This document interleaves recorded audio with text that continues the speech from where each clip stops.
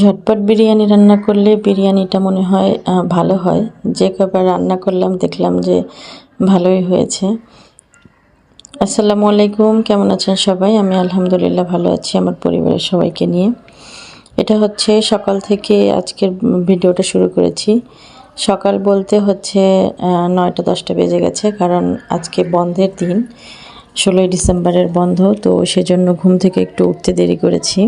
তো যাই হোক, সকালবেলা উঠে গাছে একটু পানি দিচ্ছি। টাইম ফুল গাছে কয়েকদিন হয়েছে পানি দিই না। আর এই গাছটা হচ্ছে আমার ছেলে পছন্দ করেছিল, ওর জন্য কিনেছি সেই গাছটা। তো গাছগুলো একটু পানি দিয়ে নিচ্ছি। তো ভাবতেছি যে এই টাইমটায় কিন্তু গ্যাস থাকে না, কিন্তু আজকে দেখি যে মাশাআল্লাহ খুব সুন্দর গ্যাস আছে। চিন্তা ভাবনা করেছিলাম যে এমনি রান্না করব, তো ভাবলাম যে না, বিরিয়ানিটা রান্না করি, কারণ দুপুরবেলা বিরিয়ানিটা আসলে রান্না করাটা বেশি ভালো হয়, কিন্তু গ্যাসের কারণে ওরকমভাবে রান্না করা হয় না।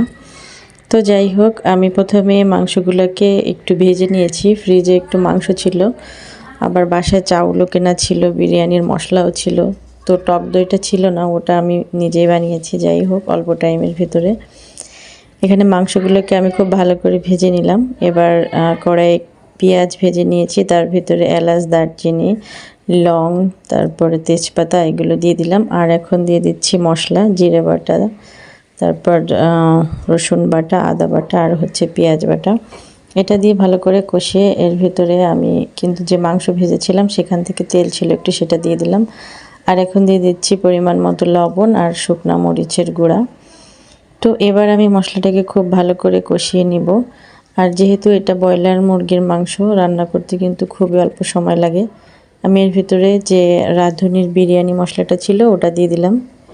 এবার এটাকে একটু কষিয়ে নিয়ে এর ভিতরে আমি এখন দিয়ে দিব যে টক দই তো ছিল না, এটা আমি একটু দুধ গলিয়ে নিয়ে তার ভিতর লেবু দিয়ে, যাই হোক মোটামুটি আর কি একটু টক দইয়ের মতো বানিয়ে নিলাম। অল্প টাইমের ভিতর এর থেকে আর ভালো হয়নি। তারপর দিয়ে দিলাম একটু টমেটো কেচাপ। এবার এই মশলার ভিতরে মাংসটা দিয়ে নেড়ে চেড়ে তার একটুখানি জাল করে নামিয়ে নেব, কারণ এই মাংসটা যেহেতু ভেজে নিয়েছি এটা কিন্তু অলরেডি সিদ্ধ হয়েই গেছে, অল্প টাইমের ভিতরেই সিদ্ধ হয়ে যাবে। মাংসটাকে নামিয়ে রাখবো। এরপর আমি চুলায় একটা পাতিল দিয়ে দিলাম। পাতিলে আমি তেল দিয়ে দিয়েছি, আর হচ্ছে এলাচ, দারচিনি, গোলমরিচ আর লং আর তেজপাতা দিয়ে একটু নেড়েচেড়ে এর ভিতরে চাউলগুলো দিয়ে দিয়েছি।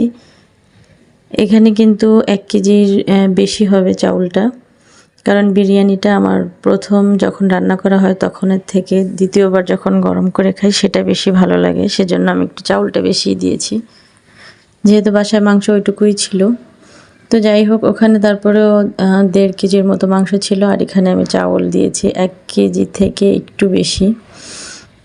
যাই হোক, এবার পানিটা দিয়ে দিলাম, চালটাকে ভালো করে নেড়ে চেড়ে পানি দিয়েছি। এবার এর ভিতরে 2 চামচ গুঁড়া দুধ দিয়ে দিলাম।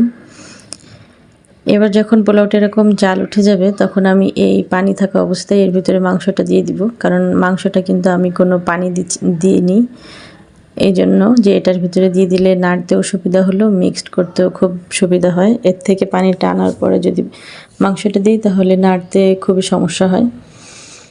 এবার আমি এখানে কয়েকটা কাঁচামরিচ দিয়ে এবার ঢেকে রাখবো টিপটিপ জালে। কিছু সময় পর যখন পানিটা এভাবে শুকিয়ে যাবে, এবার আমি এটাকে খুব ভালো করে নেড়ে চেড়ে দিব। বিরিয়ানিটা কিন্তু খুবই মজার এবং খুব ঝরঝরা হয়েছিল, দেখেই বুঝতে পারবেন। এবার এটাকে আমি একটু নেড়ে চেড়ে মিশিয়ে তারপর এখানে আমি একটু গোলাপ জল দিয়ে দিচ্ছি। এরপর এখানে আমি একটু পেঁয়াজ বেরেস্তা দিয়ে তারপর ঢেকে রাখবো। এই যে পেঁয়াজ বেরেস্তা দিয়ে আর কয়েকটা কাঁচামরিচ দিয়ে দিলাম। কাঁচামরিচগুলো অনেক বড় সাইজ ছিল, এজন্য আমি কয়েকটা কাঁচামরিচকে মাঝখান থেকে ভেঙে ভেঙে তারপর দিয়েছি। এবার ঢাকনা দিয়ে ঢেকে রাখবো 20 মিনিট। এর ভিতরে আমি চলে যাব গোসল করতে। তার আগে দেখি যে এখানে যে ছোট বাচ্চারা এরা পতাকা টানাচ্ছে, আমার ছেলে আর তারপর ওখানে যে বাচ্চারা ছিল সবাই, তার সাথে আবার বড়রাও আসছে ওদেরকে সাহায্য করার জন্য। তো ওরা এই যে পতাকা টানাচ্ছিল, আর এর ফাঁকে আমরা গোসল করে নামাজ পড়ে নিয়েছি, কারণ পুরুষরা সবাই গোসল করে নামাজ পড়তে চলে গেছে, নামাজ পড়ে আসলে খাবার দিব। এই যে খাবার কিন্তু রেডি, দেখেই বুঝতে পারছেন কিন্তু বিরিয়ানিটা খুব সুন্দর হয়েছে, ঝরঝরা। অল্প টাইমের ভিতরে রান্না করেছি, আর কোনো প্রিপারেশন ছিল না, কিন্তু আমি যে কবার এরকম রান্না করেছি সেই কবারই মনে হয় যে বেশি ভালো হয়েছে প্রিপারেশন নিয়ে রান্না করার থেকে। তো যাই হোক, এই যে আমরা খাবার দিয়ে দিয়েছি, শসা আর কাঁচামরিচ পেঁয়াজ কেটে নিয়েছি। বিরিয়ানির সঙ্গে শসা আর কাঁচামরিচ পেঁয়াজ না হলে মনে হয় যে বিরিয়ানিটা খেতে মজার হয় না। তো আমি এই যে খাবারটা কেড়ে দিচ্ছি আমার হাজব্যান্ডকে, আমরা সবাই খেয়ে নেব।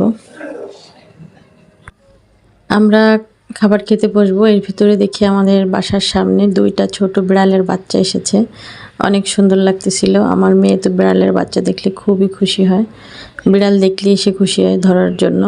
তো এই বাচ্চাগুলোকে একটু ধরলো, আবার একটা বাচ্চা বাসার ভিতরে ঢুকে গিয়েছিল। তো যাই হোক, তারপর আমরা সবাই দুপুরের খাবার খেতে বসে গেলাম। এই যে খাবারটা খেয়ে নিচ্ছি সবাই মিলে একসঙ্গে, কারণ আমরা একটু বাইরে যাব, মানে 10 নম্বরের দিকে যাব। তো সবাই খাওয়া দাওয়া শেষ করে একটু রেস্ট নিয়ে তারপর যখন আসরের আজান দেবে তখন আমরা বের হব, সেই চিন্তা ভাবনা করেছি। তো এই যে সবার খাওয়া দাওয়া কিন্তু প্রায় শেষ। এরপর আমরা এই যে বের হচ্ছি। তো নিচে নেমে দেখি যে পতাকাগুলো খুবই সুন্দর লাগতেছে, তাই আমিও একটু ভিডিওটা করে নিলাম। ভালোই লাগতেছে, বাচ্চাদের আনন্দ উৎসব করতেছে ওরা। তো তারপর আমরা চলে গেলাম 10 নাম্বার। ওখানে যেয়ে দেখি যে আজকে 16ই ডিসেম্বরে এত পরিমাণে মানুষ, সেগুলো আর দেখাইনি, আমরা ব্যাক করেছি। এটা হচ্ছে সন্ধ্যার পরের ভিডিও, যে আমাদের এই হসপিটালটাও খুব সুন্দর করে সাজিয়েছে, খুবই ভালো লাগতেছিল দেখতে। লাইটিংটা অনেক সুন্দর হয়েছে এবার। তো আমরা সেটা দেখতে দেখতে একটু ভিডিও করে উপর দিকে উঠে চলে আসলাম। এবার সন্ধ্যায় নাস্তা খাওয়ার জন্য, মানে সন্ধ্যার কিছু সময় পরে এসেছি বাসায়। তো কী কী কিনলাম সেগুলো পরবর্তী ভিডিওতে দেখাবো, তা না হলে ভিডিওটা আবার অনেক বড় হয়ে যাবে। এই যে আমরা বাসায় এসে তারপর এখন চা বানিয়েছি, চা খাবো। চার সঙ্গে এই যে বিস্কিট খাবো। আমার কিন্তু বিস্কিটটা খুবই পছন্দ, যে কোনো বিস্কিট হলেই আমার খুবই ভালো লাগে, আর চার সঙ্গে বিস্কিট তো কোনো কথাই নেই। তো আমি বিস্কিটগুলোকে একটা কৌটায় করে রেখে দিচ্ছি, আর যেটা বক্সে আছে এটা খুলে তারপর আমরা সবাই মিলে খাবো চাটা। তো ভিডিওটা কেমন লাগলো? ভিডিওটা ভালো লাগলে অবশ্যই আমার ভিডিওতে একটি লাইক করবেন এবং চ্যানেলটি সাবস্ক্রাইব করে রাখবেন। ভিডিওটা থেকে বিদায় নিয়ে নেব। সবাই ভালো থাকবেন, সুস্থ থাকবেন। আল্লাহ হাফেজ।